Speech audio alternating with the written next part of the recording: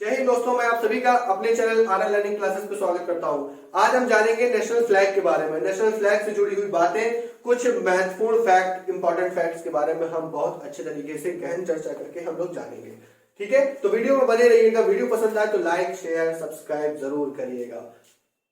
चलिए, तो सबसे पहले हम लोग जानते हैं कि जो हम लोग का नेशनल फ्लैग है, जो हम लोग आज होस्ट करते हैं, अभी आपने कल ही होस्ट किया होगा 26 जनवरी के दिन, तो उसको डिजाइन किसने किया था? तो उसको डिजाइन किया था, सबसे पहला क्वेश्चन जो बनता है, तो वो पिंगली वेंकैया, ये एक फ्रीडम फाइटर थे फ्रॉम आंध्र प्रदेश।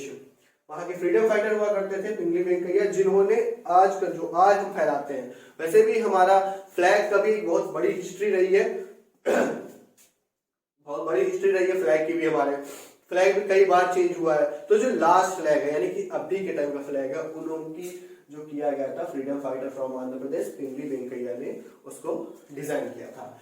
एडॉप्ट कब किया गया था? एडॉप्ट मतलब अब किसी ने कुछ बना के दे दिया, तो उसने कमेटी ने उसको देश उसको अडॉप्ट तो करेगा, भाई मानेगा तो, क्या भाई सही और मस्त लग रहा है, अच्छा लग रहा है। तो अच्छा लग रहा है तो वो 22 जुलाई 1947 को, बिफोर इंडिपेंडेंस, याद करिए हमको इंडिपेंडेंस कब मिली थी? तो 15 अगस्त 1947 को मिली थी। 22 जुलाई 1947 को ये अपना लिया गया था, अडॉप्ट कर लिया गया था 22 फ्लैग को, कि हाँ भैया हमारा नेशनल फ्लैग यही होगा। मस्त लग रहा है, ठीक है। उसके बाद थर्ड पॉइंट पे हम चलते हैं। थर्ड पॉइंट हमारा कहता है कि आर्टिकल 19A के तहत एससी ने, एससी मतलब सुप्रीम कोर्ट है, एससी ने ध्वज फहराने का अधिकार दिया है और इसको एक फंडामेंटल राइट बनाया है। ठीक है, जब हम लोग ने फंडामेंटल राइट्स पढ़ा था, तो उसमें हमने 19 से लेकर 22 तक आपको स्वतंत्रता का अधिकार पढ़ाया था, कि हमारे मौलिक अधिकार में स्वतंत्रता का अधिकार है। उसी में 19A में हमको ध्वज फहराने की आजादी थी, बोलने की आजादी थी, मीटिंग करने की आजादी थी, घूमने की आजादी थी, जो हमने आजादी बताई थी। उसी में ये आता है कि सुप्रीम कोर्ट ने इसी में अमेंडमेंट किया, बोला कि ये भी एक हमारा मौलिक अधिकार होगा झंडा फहराने का। ठीक है, और फोर्थ पॉइंट हम देखते हैं। फोर्थ पॉइंट हमारा कहता है कि चरखे की जगह चक्र बना 1947 में। ठीक है, पहले 1947 से पहले, यानी कि जो इससे पहले वाला झंडा था, उसमें आप जो जहां बीच में चरखा बना होता है, चरखा नहीं बना होगा, सॉरी, मतलब जो चक्र बना होता है, उससे पहले वहां पर एक चरखा बना रहता था गांधी जी का, जिसको आप यहाँ पर मैंने मेंशन भी किया है, फिल्म गोल्ड। गोल्ड फिल्म जो थी, उसमें आप जाके देख सकते हैं कि उसमें 1936 का ओलंपिक दिखाया गया है, जो पहले वाला ओलंपिक होता है।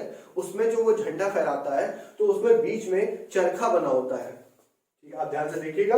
और 1948 वाला जो ओलंपिक को खेलने जाते हैं, उसमें अपना फ्लैग, जो अपना झंडा है इस समय का, वो फ्लैग लेके जाता है। इसलिए मैंने यहाँ पर फिल्म गोल्ड का नाम लिखा हुआ है। तो ये कब आया था? तो 1947 में चक्र को अपनाया गया था चरखे की जगह पर। ठीक है, फिफ्थ पॉइंट हम लोग कहते हैं, जो इंपॉर्टेंट पॉइंट है, लंबाई और चौड़ाई का अनुपात, यानी कि उसमें लेंथ और ब्रेथ का जो रेशियो है, वो 3:2 का है। बहुत ही सिंपल, बहुत ही इजी और बहुत ही ज्यादा पूछा जाने वाला ये क्वेश्चन है। नेक्स्ट बढ़ते हैं, फ्लैग कोड ऑफ इंडिया 2002। जैसा कि आप सभी ने इससे पहले हमारे आईपीसी के सेक्शन में पढ़ा था, जैसे आईपीसी हमारे देश का लागू होती है, संविधान हमारे देश में चलता है, सीआरपीसी चलती है, उसी तरह से सबकी एक कोडिंग चलती है। तो फ्लैग कोड ऑफ इंडिया 2002 में ही आया था, और इसके तहत बोला गया है कि कोई गलत तरीके से अगर हमारे झंडे को भी, हमारे तिरंगे को भी फहराता है, तो उसको भी जेल हो सकती है। ठीक है, ये फ्लैग कोड ऑफ इंडिया में एक अमेंडमेंट है, एक लिखा हुआ है। नेक्स्ट बढ़ते हैं आगे, झंडा। हाँ, झंडे की क्या टाइप्स है? झंडा हमारा कॉटन का हो सकता है, सिल्क का हो सकता है, खादी का हो सकता है, बट किस किस चीज का नहीं हो सकता है? तो वो प्लास्टिक का नहीं हो सकता है। डैमेज फ्लैग नहीं फहराया जा सकता है, प्लास्टिक का फ्लैग नहीं फहराना चाहिए। डैमेज फ्लैग मतलब जो फटा हुआ होता है, या फटा झंडा, फटा तिरंगा, फट जाते हैं, जो भी है, वो भी नहीं फहराना चाहिए। ये झंडे का अपमान कहा जाता है। नेक्स्ट पॉइंट कहता है कि झंडे पर लिखना, कुछ भी उसमें राइटिंग बना देना, साइन कर देना, ऑटोग्राफ दे देना, वो एक गैर कानूनी काम होता है। इवन वो चाहे ज्यादातर क्रिकेटर्स मतलब खेल कूद के मामले में आता है, या आपका जहां मन हुआ आपने निकाला। इवन आपकी अगर कैप में भी है, कैप में भी अगर आपके झंडा बना हुआ है, तो आप अगर उसको उतार के आप उसमें बना के मतलब साइन ऑटोग्राफ करके दे देते हैं, तो वो भी एक गैर कानूनी माना जाता है। उसके बाद राष्ट्रीय शोक के अवसर पर आधा झुकाया जाता है। ये कब होता है? जब हमारे अभी हाल फिलहाल की बात है, जब जनरल बिपिन रावत जी का प्लेन क्रैश दुर्घटनाग्रस्त हो गया था, तो जब उनकी डेथ हुआ था, जब उनका शोक का अवसर था, तो राष्ट्रीय जो उसको बोलते हैं नेशनल राष्ट्रीय शोक बोलते हैं, उस पर क्या करते हैं, झंडा आधा झुका दिया जाता। झुका देने का मतलब ये नहीं कि गिरा आधा तोड़ दिया था, नहीं, उसकी जो लेंथ होती है उसमें से थोड़ा सा उसको कम कर दिया जाता है और वो नीचे फैलने लगता है। ठीक है, जो सबसे टॉप मोस्ट पे फैलना चाहिए वो थोड़ा सा नीचे फैलने लगता है, इसको बोलते हैं कि आधा झुका दिया जाता है नेशनल फ्लैग को। फिर ये आप लोग बचपन से पढ़ते आ रहे हैं कि जो झंडे में 3 कलर होते हैं हमारे, केसरिया, सफेद, हरा, तो वो उसके मतलब प्रतीक क्या है, उसके मायने क्या है? तो केसरिया का प्रतीक होता है शौर्य एवं बलिदान।